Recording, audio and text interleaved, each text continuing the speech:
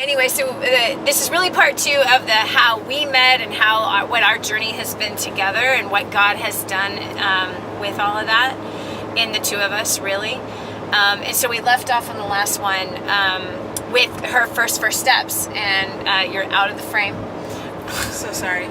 I'm just looking at the guts of birds. Not birds, bugs on the windshield. So Yeah, there's a lot. it's disgusting. It is. Okay, go. I'm The gas here. station would probably. I'm There in the she frame. is. She's in the frame. Oh, we're gonna stay off of that. Okay, so anyway, so yeah, they had their very first steps. What did you think about that? Your very first steps. I just remember I felt like I broke through a glass ceiling. What do you mean? I love it when she asks, "What do you mean?" Tell me more about that. What do I mean? Mainly when the content, the actual seminar was pretty mind-blowing. I couldn't believe it. Why? Just, I have some thoughts about some things, about, working. If you don't work, you don't eat. Yeah. And so I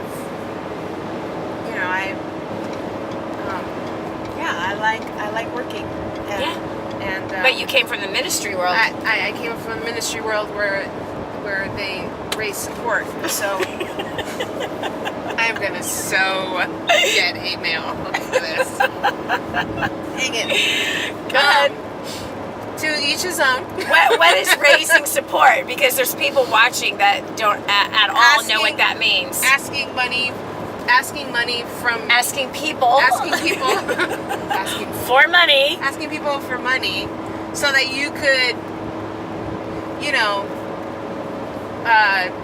do ministry. Look at her face. That's horrible. Oh, it's just horrible. I have friends that do that, and like I said, to each his own. For me, I just never felt real comfortable about it, and so even when I was in Kansas City, I worked, and so You didn't feel it was other people's responsibility to. Yeah, it was hard for me to go there and to really go all in, and in that direction, and raising support, and we as musicians, we got a stipend per month, which was cool. But I worked for Standard Style for a good, probably, I think it was like a year and a half or something like that. Maybe it was a year. You wanted to support yourself. Yeah, I wanted to support myself, and so. Yeah, you didn't want to be dependent on donations. No, and if it's awkward. Hey, can you give me money per month so that I could play music? That's just for me. It's just hard. That, me personally. Yeah. Like I said, to each his own. But I had this thing where I was just like, I don't want to do that. I want to work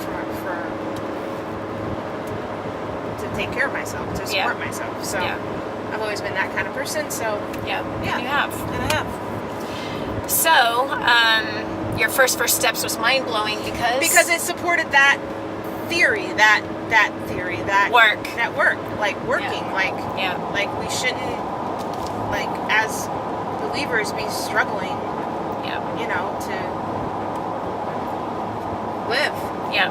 And so it was like a reinforcement of what I had, my paradigm. Mm-hmm. There were some other things that shifted in my paradigm, getting out of debt. Yeah. You had over $200,000 worth of debt at the time. Yeah. $205,000. Yeah.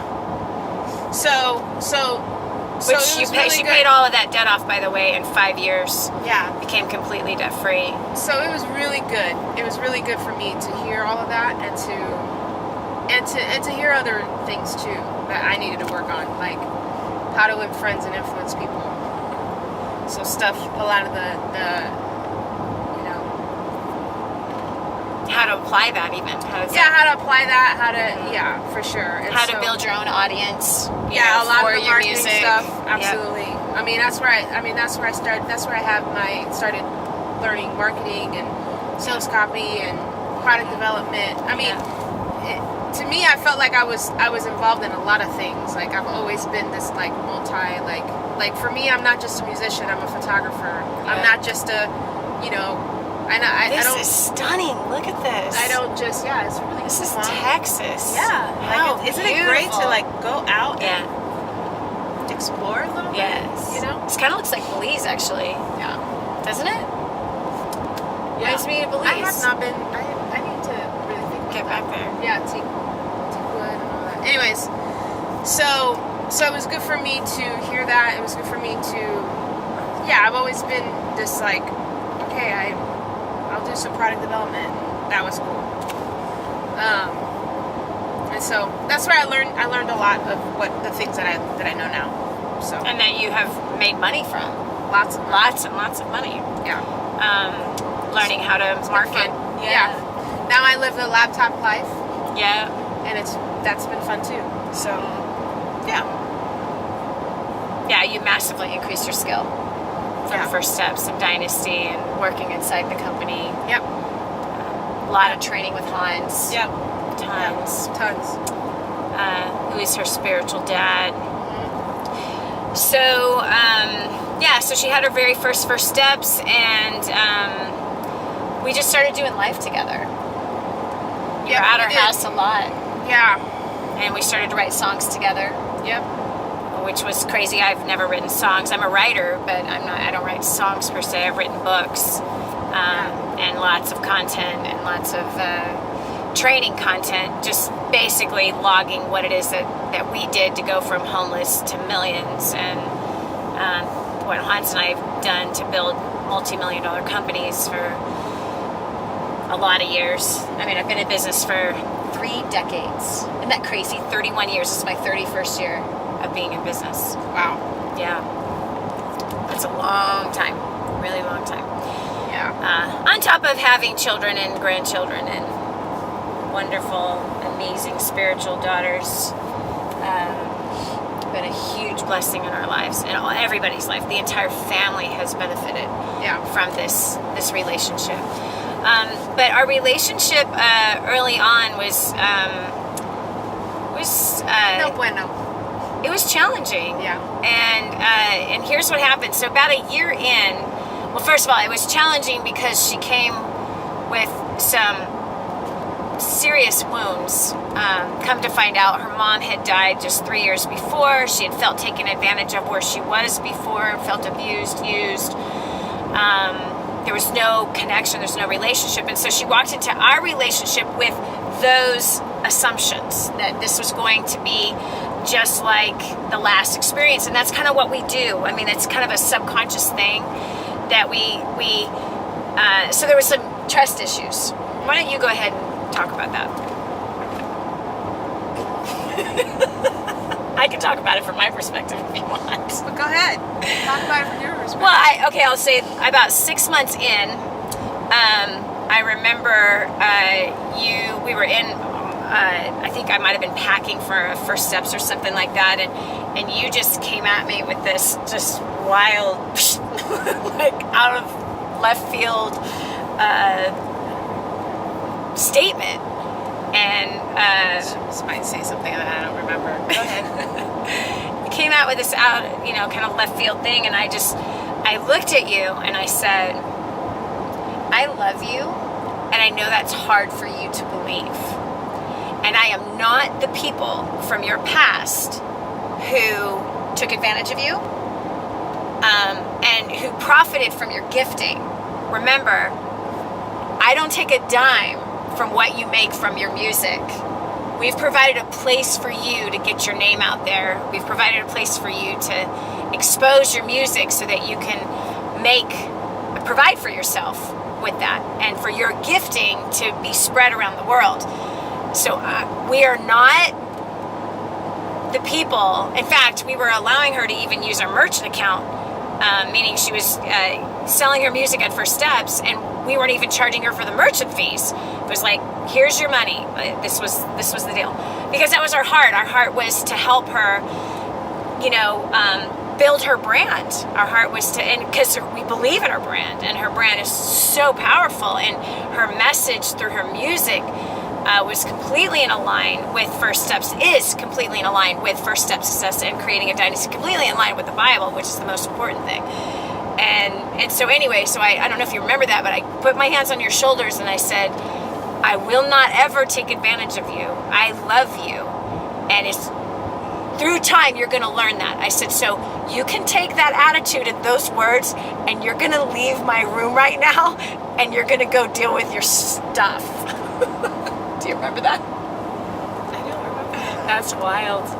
Yeah, that's wild that you don't remember that. Because you were just like, and you were... This I do know. What? It sucks to be on the receiving end of that. Receiving end of what? Of being judged? When you're in a relationship, Yeah. whatever kind it is, ours, Yeah. and we each have baggage, Yeah. right? Yeah. Some of us have reconciled a lot of that baggage, and others have not. Yeah. They're on Some their of journey. us don't even realize. Come into the frame, honey. Some of us don't even realize We have it. that we have it. Yeah. And we treat the other person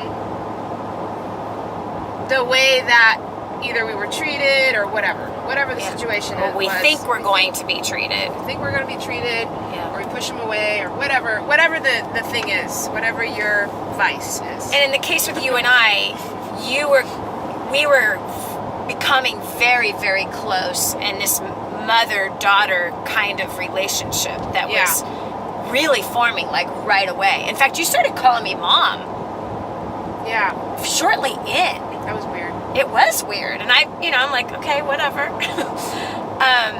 You did. And I don't know if it was, she hung out a lot with us. And so it was the kids, there's mom. And so that she would refer to them that way, mom said, or mom says it's time for dinner or whatever. And then she would just start addressing me, mom.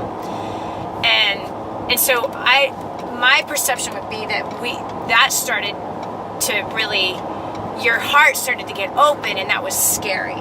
You were vulnerable. Yeah. And you are starting to open up to another human being in an intimate way, with your feelings, your emotions, your pain, your hurts. And that vulnerability was very scary for you. And so there would kind of be after we would have some amazing conversations and walking you through inner healing, to then it'd be like the next day, and it'd be like, you know what I mean? So it would stir things up, and you'd get scared that I would hurt you, or I would leave you, I would cast you out, I would try to take advantage of you. And so when you would have those moments through your journey, there would be a retaliation, let's say, out of left field. Like nothing happened. There wasn't a argument. Like we didn't have any of those in those times, especially. You know what I mean? There wasn't anything that happened, but it would be like after some really vulnerable conversating and some confessions, of how you were feeling, then you would be like, close back up. You know what I mean? You would put that jacket back on and be like, no, I can't go here. It's too scary for me. And so then that's when you would, lash out with your, with your pain. And I knew that it was, and I also knew who I was. You know what I mean? So I wouldn't get offended by, this is so beautiful. I wouldn't get offended by your words, knowing they weren't towards me really. Even though they were towards me, I knew they were from your past, and they were really towards the people that hurt you and harmed you in the past. Or at least that you felt it. This is stunning. Wow, gorgeous. If you're looking in the rearview mirror back there, you can see some of a canyon. You can't see what we can see. It's absolutely stunning. Yeah. Wow, how pretty. Maybe we can drive Gosh, on look at reverse. this. Just kidding. We can drive on reverse. This is a freaking Raptor. It's my husband's Raptor. We can have all kinds of fun. Anyway, so I wouldn't take offense to it, because I knew it wasn't, even though her words were to me, I knew they really weren't towards me. She wasn't talking about me. She's talking out of her pain. And that's why I could just say, and this is where it was important, like, I'm not going to let her sin against me in this way, so listen, Others have hurt you in this way. I have not. Let's look at our track record. I know this is not to me. So you turn around and you go deal with your stuff. And then when you're past it, then let's go ahead and have a conversation. And it was in honor and it was in love that I communicated that to her. And you're right, it does suck. And and it is something that I've said to God, like, why do I get these people who've been rejected and hurt? And I remember crying out to God, like, I don't know that I want to sign up for this. So anyway, let's get to this part because, let's do two things. One, The Voice, and two, Stephen Baldwin, which the Stephen Baldwin thing happened before The Voice. So now it's June, right? So you moved in December of 05, so now it's June 06. She's done about 5 first steps at this point. Actually, we just did our 6th one.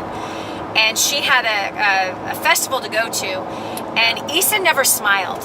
She never smiled. This beautiful face that people never got to see because she never smiled. She just wore her pain all over her face all the time. And that was the first thing I worked with you on, was smiling. And we teach that at First Steps. There's great power in a smile. And it actually changes your nonverbal communication. It actually changes how you feel when you just simply smile. And it took 2 years, actually. I worked with you for 2 years on just smile. Let's just work on that. Let's just smile. And she was so guarded because she'd been hurt so badly and she was in so much pain. You know, why she didn't want to be signed. She didn't want to be signed by a label, and there was a label that wanted to sign her. And she's like, nope, I don't want to do that. I want to be independent. I want to be an independent artist. During a time where there were not independent artists. Like, that was like a new thing. You know what I mean? There were some, but not like today. Today, it's, there's independent filmmakers, there's independent everything. I mean, we're talking 14 years ago, there was not an indie artist movement like now there's thousands of them. But back then, you were kind of breaking ground in something that was unproven. And my heart was to help you build your music brand and to see you succeed. And to see you succeed well, and you have, like, phenomenally well.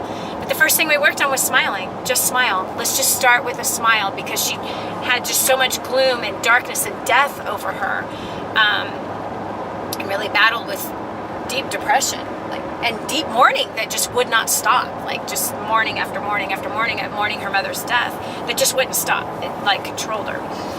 And so, anyway, so smile, that was the first thing that we worked on, and she headed to a festival. It was at Ichthus. Is that where you met him? Yeah, she went to Ichthus, which was in Kentucky. Yes. Yeah, in Kentucky. And she had a set there. Mm-hmm. Yeah. And so she called me in between sets, and I said, where are you? Because I gave her an assignment when she headed to Ichthus. And the assignment was, this is a great topic, you can use this to build your business. So in helping Issa develop her brand and develop her audience, to create her audience, to get her music out there as an independent, because she didn't want to be signed, she didn't want to be controlled by anybody. And so let me help you build, let me teach you. Again, I saw that she had an entrepreneurial spirit, and I wanted to help to develop that entrepreneurial spirit that was in her.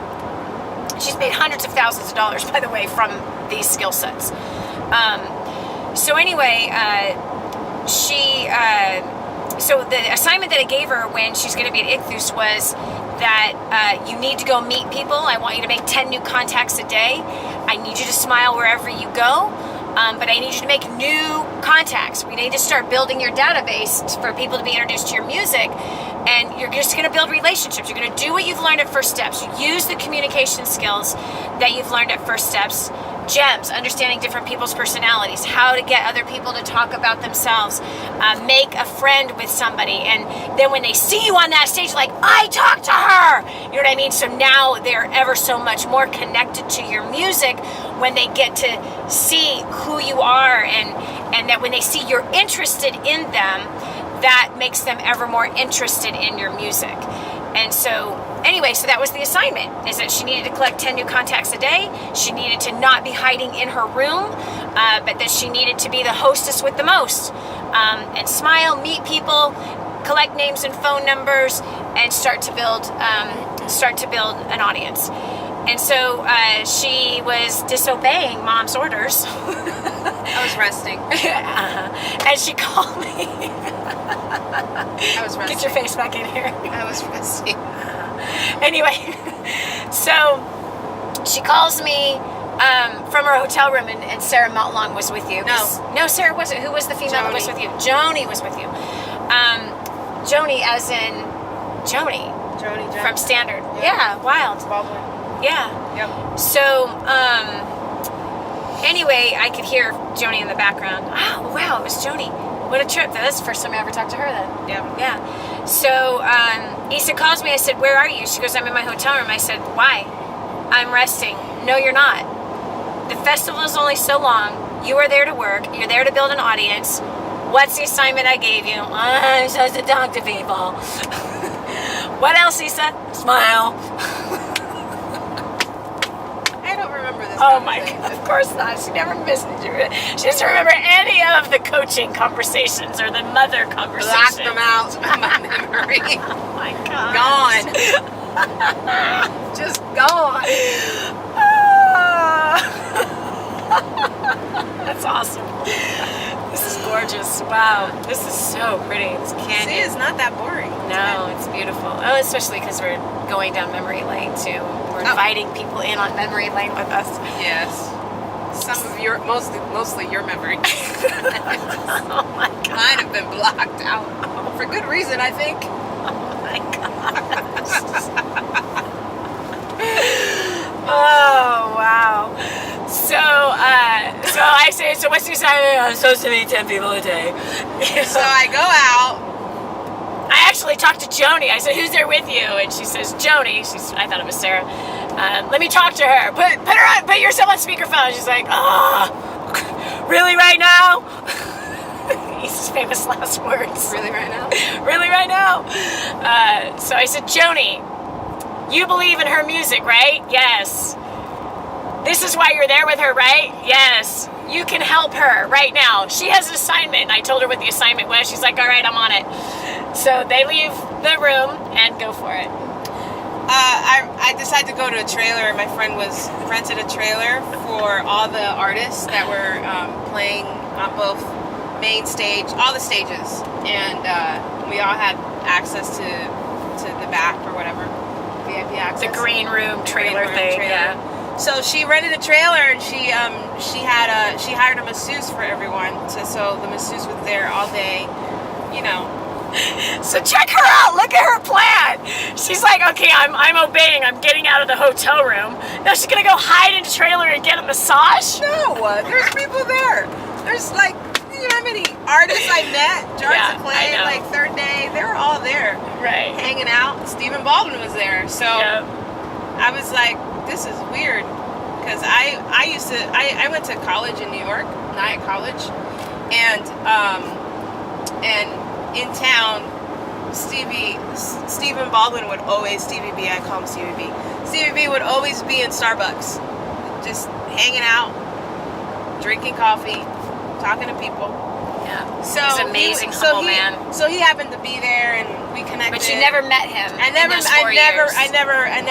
him. No, I never did it. I never approached him.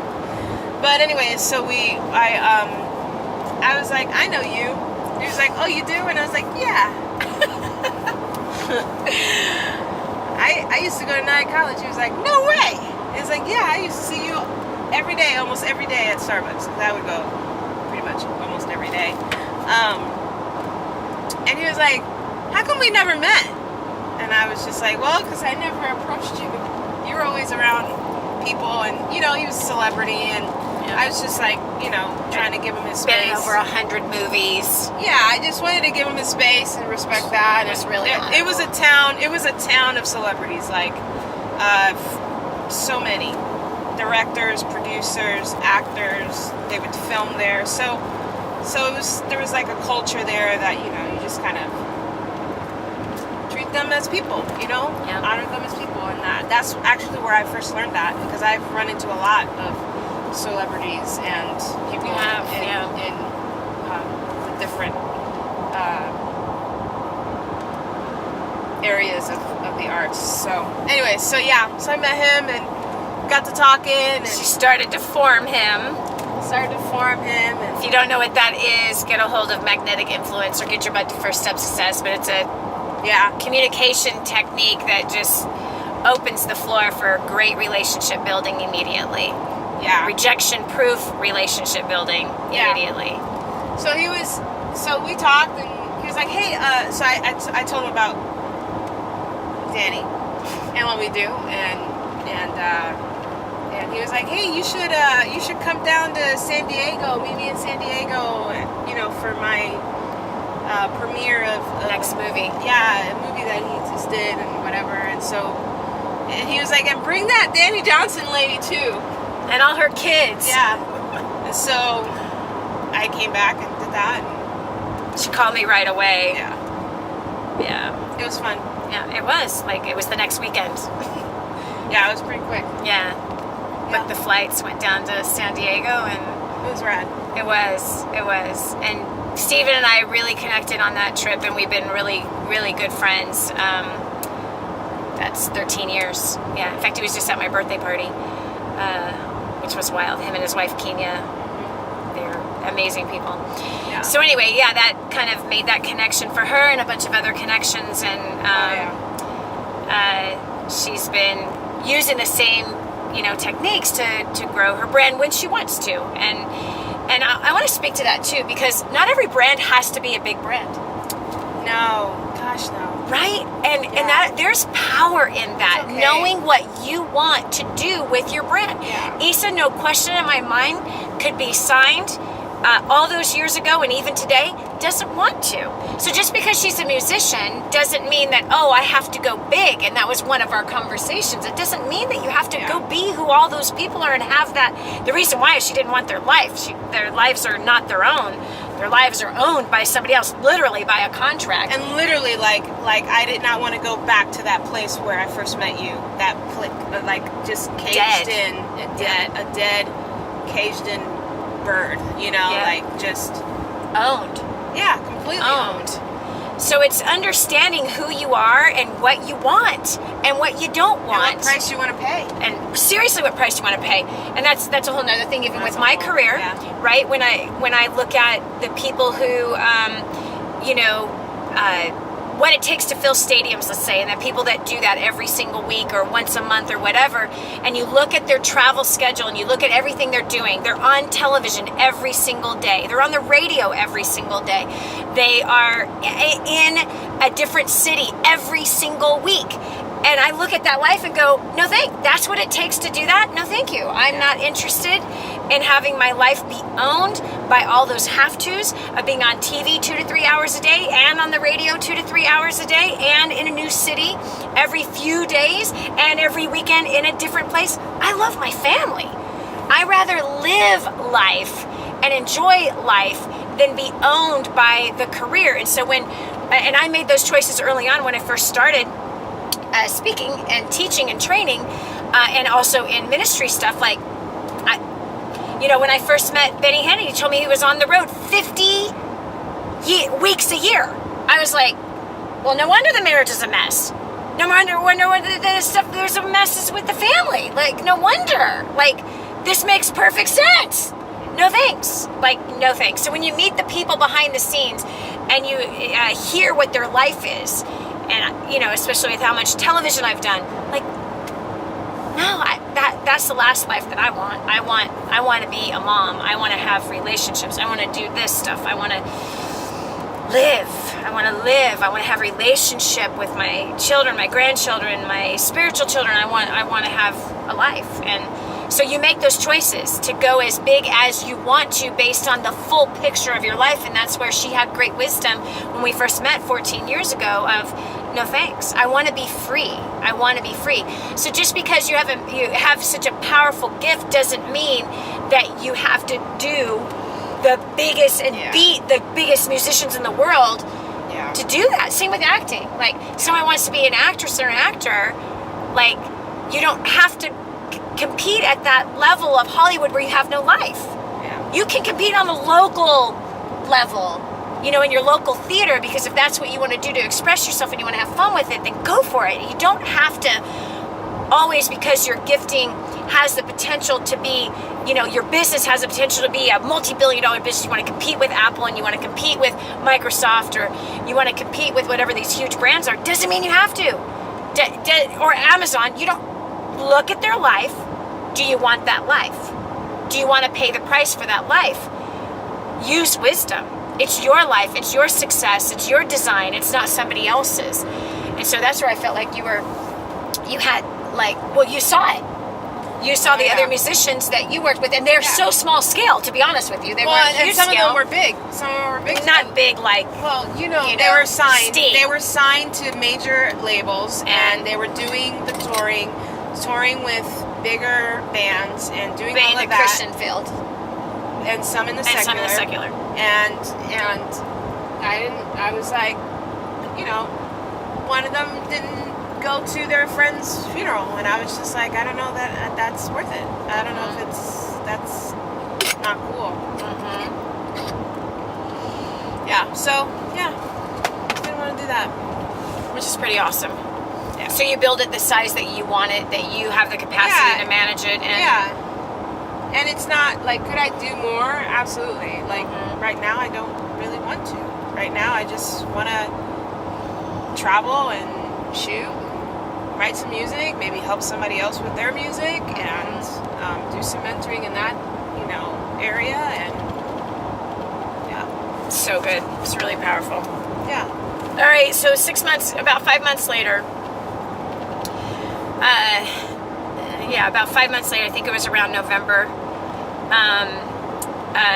Issa just randomly brought over some pictures of when she was a little girl, and pictures of her mom, and pictures of her dad and her brothers, and she just kind of had this, desire to show share. and tell. Yeah, she wanted to show and tell at the house after dinner one night, and this is gonna mess with your theology, whatever your theology is, and if you don't have a theology, it won't mess with it at all. But we actually do see this in the Bible, and this has happened to me twice. I haven't really talked to anybody about it. There's just a few people that have known. I know you can't believe I'm going to say it. But knowing, somebody can say whatever they want. It happened. It freaking happened. And there's nothing that somebody can say that tell me that it didn't happen. It's kind of scary to talk about. And I'll talk about the Issa experience first, and then I'll talk about the other time that it happened. But so anyway, she just shows up, and she was literally like sitting on the floor with the kids, hanging out with the kids, and it was in our dining room, and she was showing me the pictures, and I was really just touched by her wanting to share that part of her, her past with me, and we'd had lots of conversations about her mom's death, and at this point, and the pain. Some very painful things that happened in Issa's past. Very, very painful. And we identify with each other very much so because we have a very similar past. Anyway, I was standing at quite a distance away from where she was. And I'm just looking at the pictures, and I see this picture of her mom, who Issa looks quite a bit alike. Quite a bit. She resembles her. And her mom was a very powerful worship leader at her church, and had an amazing voice, and wrote songs, and Issa really wanted nothing to do with being a worship leader. Her mom was, I would say, crucified by the church that she went to. So Issa had a lot of distrust for church people, and it's part of what you felt drove your mom to the grave. Yep. Was all the judgment. Yep. And the church at the time not knowing how to embrace her mom's gifting, and certainly not wanting to make room for it, but more to try to control her mom's. Very threatened by it. Very threatened by it. Go ahead and you talk about that. Just very threatened by it. Even threatened by me. I didn't even realize I had a gift. I mean, obviously looking back, there was this one time where I was singing. Just a church, a small church. Yeah, I was singing, and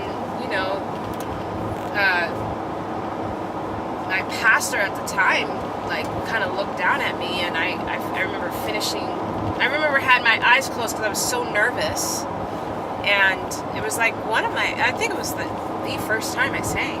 And Like in front of the church? yeah, because I wasn't With a microphone? Yeah, like solo. And was this for a youth group or was this in No, front it of the was whole like in front of church? the whole church. So were you with your mom? My mom was in the audience, Gotcha. and so I sang the song. It was "How Great Thou Art."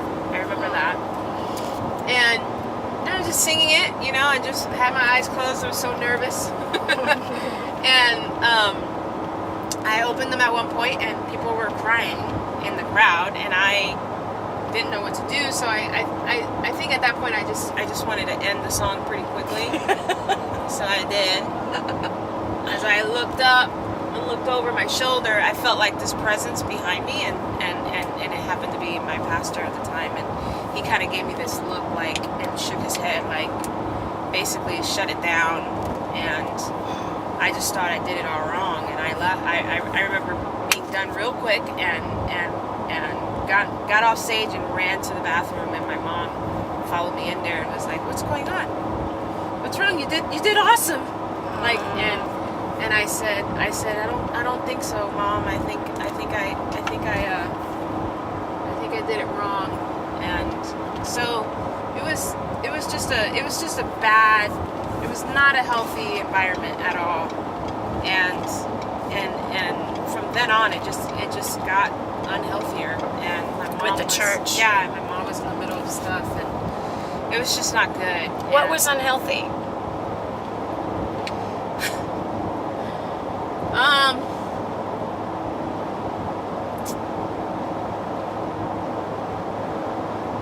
Well, I went to a Janet Jackson concert when I was really young. Me and a group of friends did, And the pastor's daughter, right? no, the pastor's pastor. daughter wasn't a part of the invite or whatever. There was only a few tickets, and so the friend invited her closest friends, and she just happened to not be invited. And we went, we came back, from the concert. It was awesome. And Thursday, the concert was on Tuesday, and Thursday was youth group, and we went to youth group, and our youth leader said, "Hey, the pastor wants to sit down with you guys about this concert that you guys went to," and we were just like, okay. And so he sat down with us and basically said that we were all put under discipline, which meant that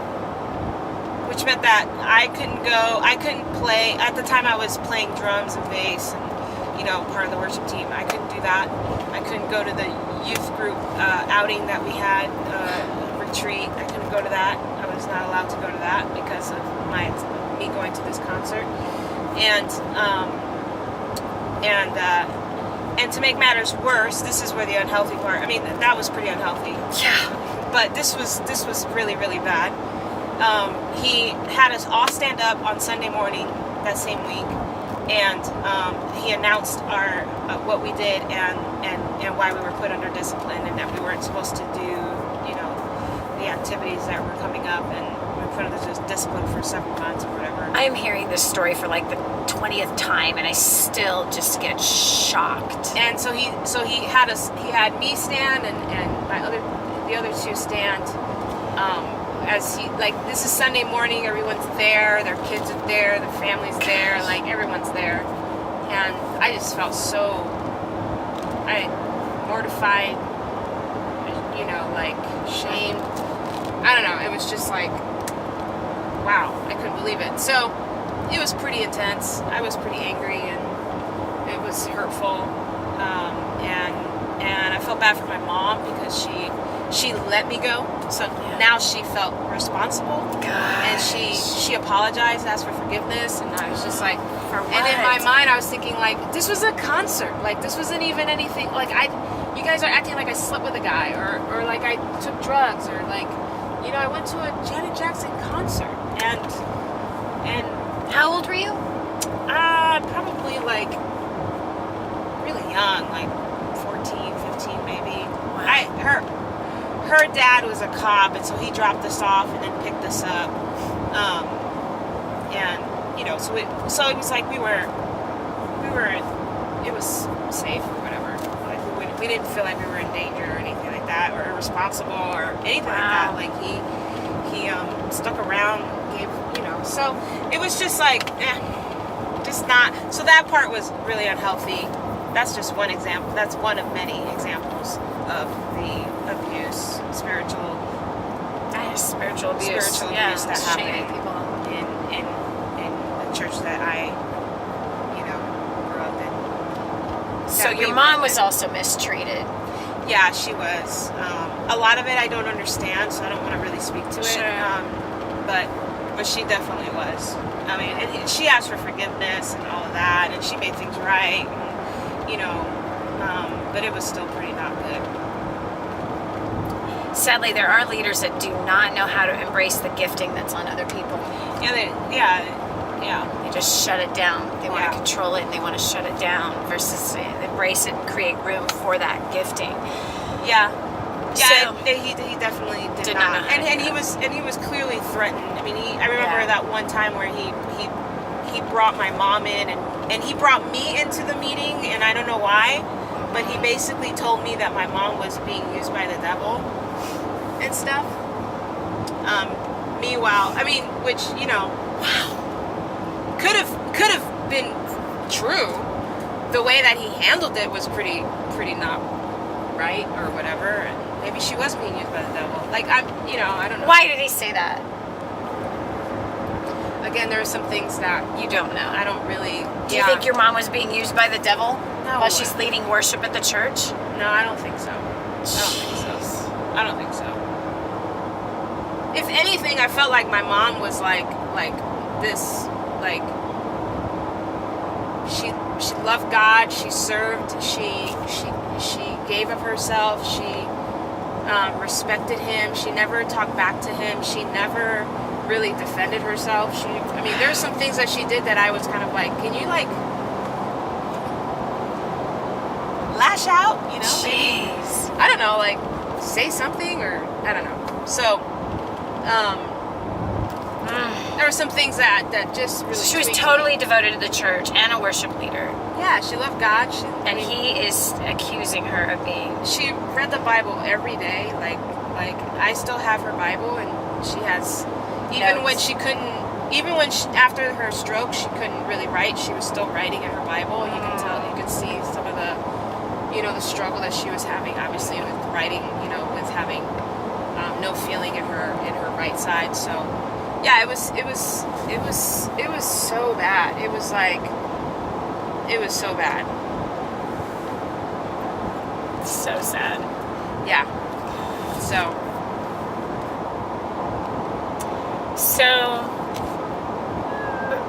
fast forward to now, it's 2006. It's around November 2006. It's been about a year that Issa and I have been journeying together.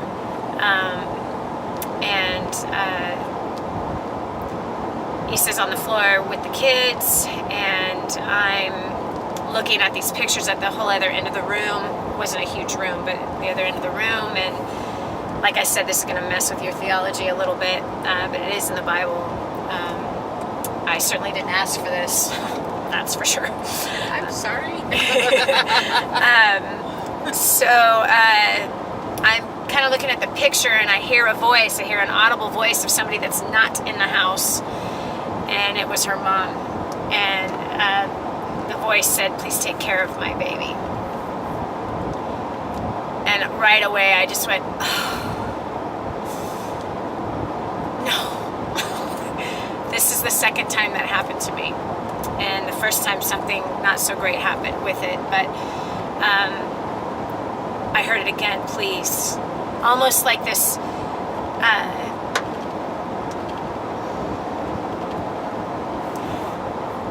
cry of a mom who is really concerned for her daughter.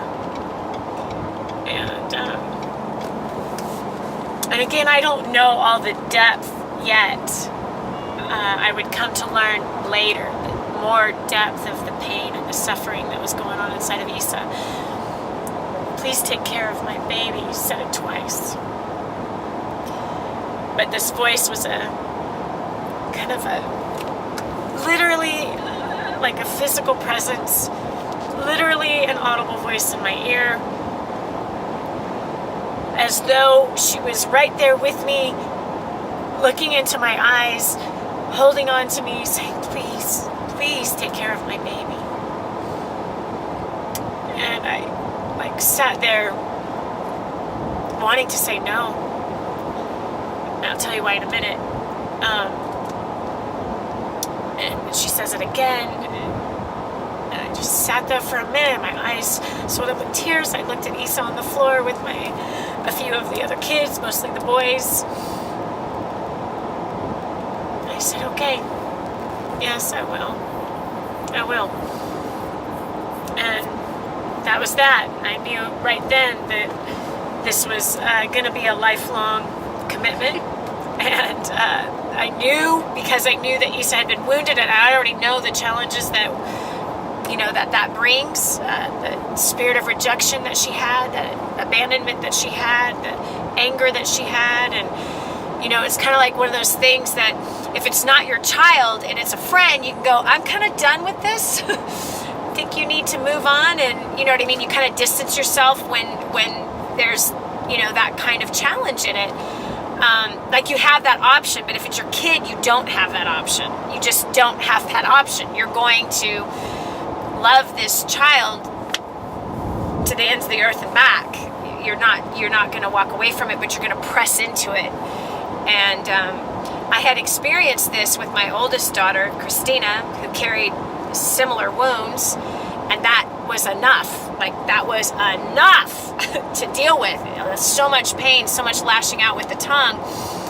And so I knew what I was going to sign myself up for, but I knew that this was going to be for the rest of our lives. And the kids had loved her so much. There was just already such a kinship, a bond with Isa and me, and Isa with Hans, and Isa with the kids. And so it wasn't just, a friend. It wasn't even a cousin. Do you know what I mean? It was very intimate and there was a lot of depth to the, even for Hans, like we'd go on vacation and he would invite her to come. Do you know what I mean? Like, she was just a part of the family. She was a part of all the holidays. It was just never a question. She was just one of us. It's just how it was, just even that very first year. And it obviously got even deeper than that. In fact, when we went to Bora Bora, you came with us. Yeah. And you didn't travel with us on that one. You showed up later because we were there for the whole summer, and like you and I were texting every day.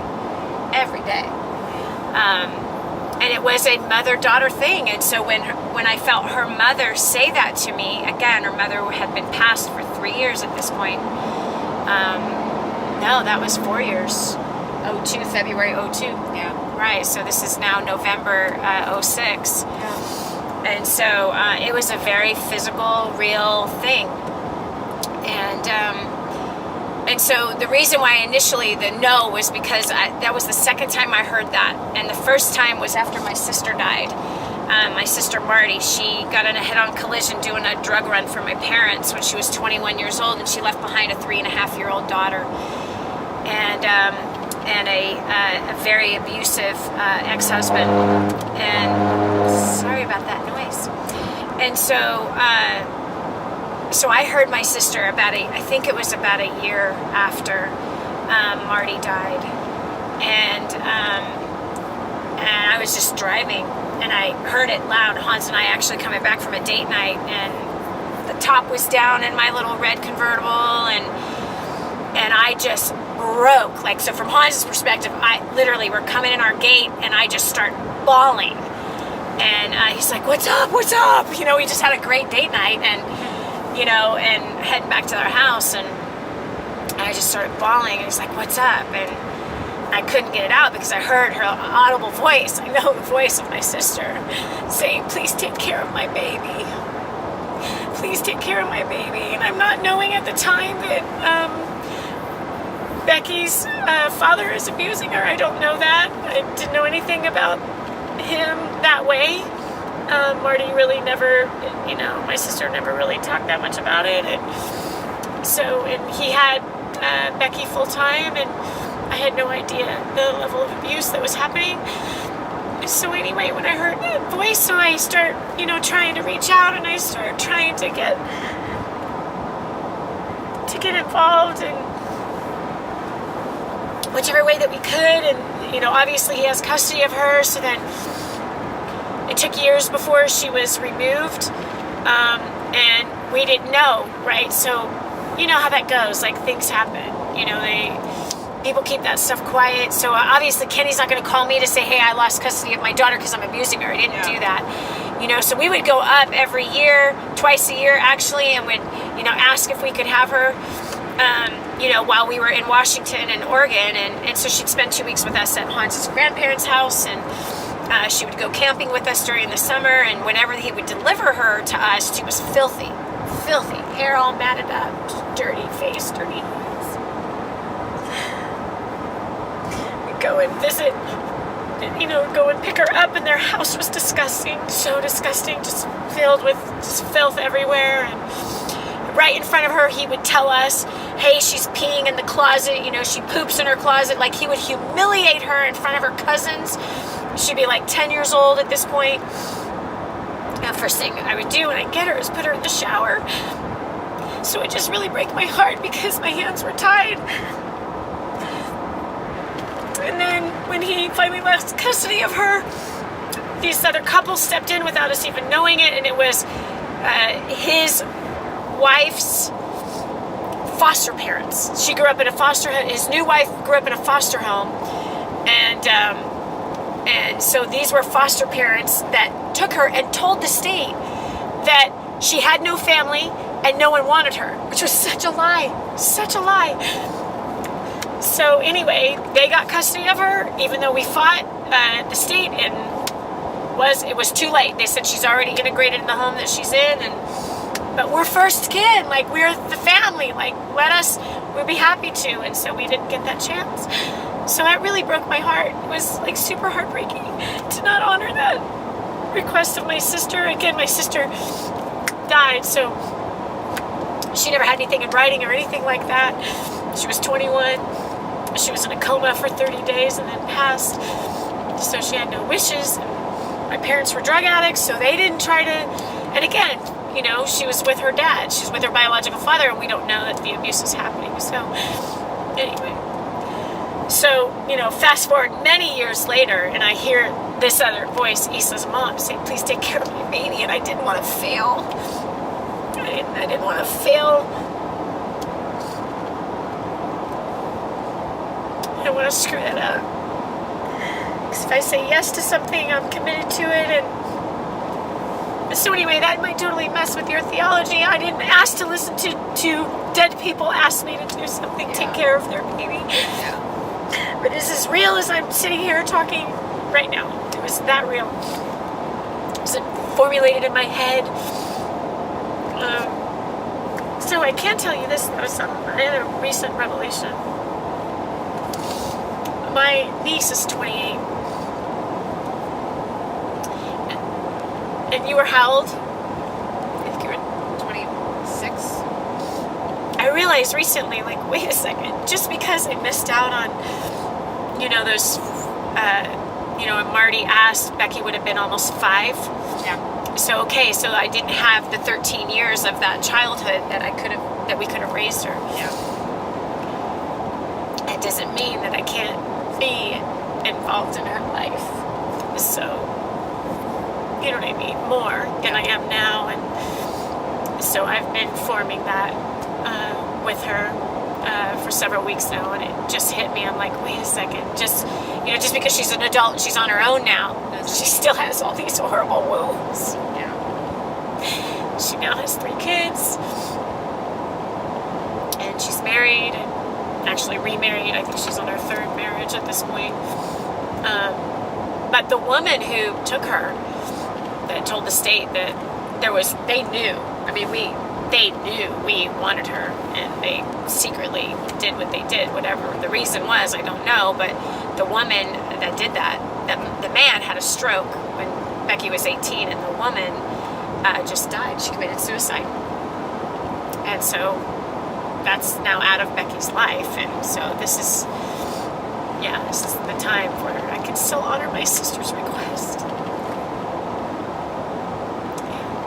I have another niece. I said, my other sister who's alive is a total drug addict and looks like 20 years older than me, and she's my younger sister. And she has a daughter also. And so anyway, I've started to reach out better and more with them because there's no reason why I shouldn't be. So anyway, that's Issa and my story. So from the years moving from there, it really has been a mother and daughter, mother relationship. It really has. And I you probably know this. I knew that she didn't tell me this right away. No. But when she finally did, I knew it was real, because my mom used the same phrase to another lady that used to be my youth leader before she died. Sorry. So I knew, just in case you didn't hear that, I knew that the phrasing that she heard from my mom, Take care of my baby. yeah, that phrase, I knew it was legit because my mom had asked the same thing of another woman before she passed, before she even got sick, actually. Like she just said, I don't know if she knew that she was about to die or have a stroke. Something was happening, like maybe she had a little bit of a clue, I don't know. But she told this lady the same exact phrase, same one. Please take care of my baby. So I knew that when she said that to me, I knew that How many years thing. later did I tell you that? I don't know. I just know it was not right away. No, not at all. I think it was years later. Yeah. It was years later. I didn't tell anybody. Actually, I told Hans that night. I told Hans, because again, Hans was with me the night that my sister said that to me. Yeah. And, Yeah. but that's it. Yeah. So. So what a sweet God, Yeah. Yep. And he's used our relationship to heal stuff for me, and vice versa. yeah. And for me too. I had a tubal pregnancy right after I had Christina. I don't know if you know the story, but the biggest regret of my life is I allowed myself to be influenced as a 17-year-old kid through a lot of circumstances that happened. I made the dumbest decision of my life, and that was to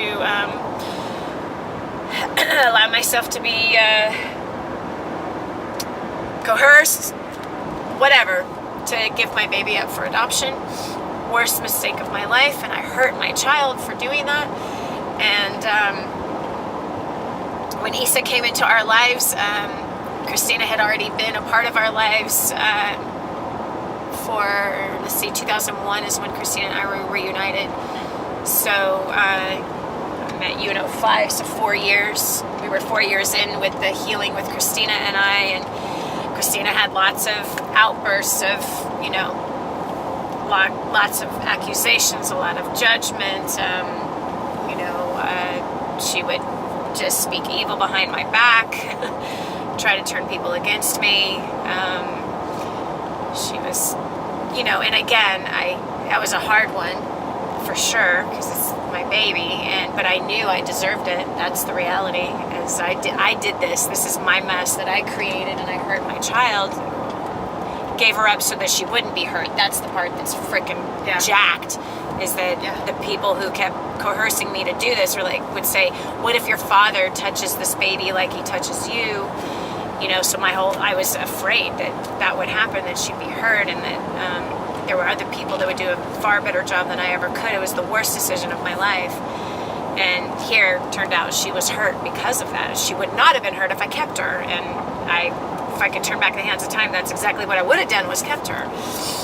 No doubt. I wanted this child, and I allowed other people who weren't ready for the child, and the family that wasn't ready, the grandparents that weren't ready, to convince me to do something that I didn't want to do, clearly didn't want to do.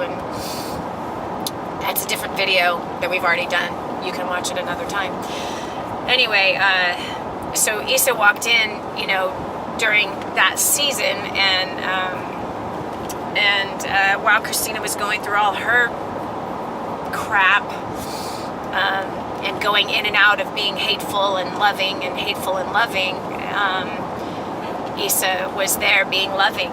And even when Erica had her double aneurysm, and then a month later I was paralyzed, Issa was there, you know, caring for both of us. And Erica and Issa have a crazy strong sister relationship. And so when Christina was walking through her stuff and was not nice to Erica, in fact, she was very jealous of Erica, and she hurt Erica a lot. Issa, God used Issa as the big sister when there was that void in Erica, who longed to know her big sister, you know, and when Erica was 12, she got to meet her big sister.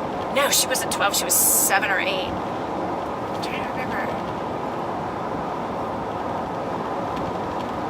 I'm trying to remember. How, because Christina was 14, so 9. Erica was 9 when she met her big sister.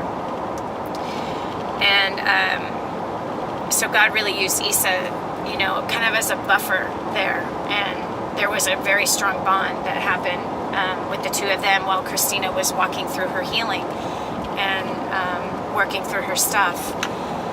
And that was a really precious thing. A really, really precious thing. And then when I was paralyzed, Issa took care of me.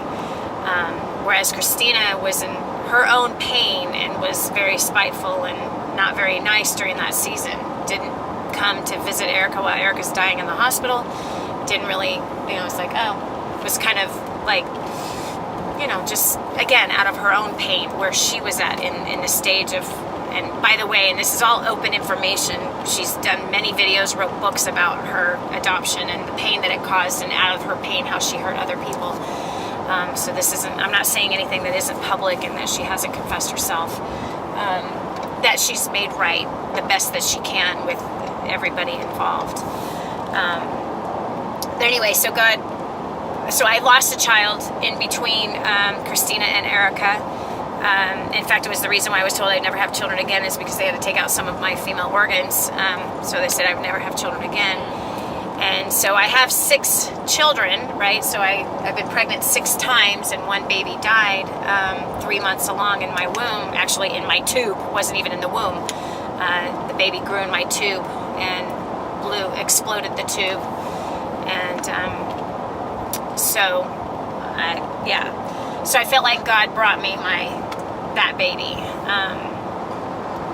And it's been very healing, and that she was by our side through major sicknesses, like Erica almost died. And this girl would walk into Stanford University and say, I'm here to see my sister.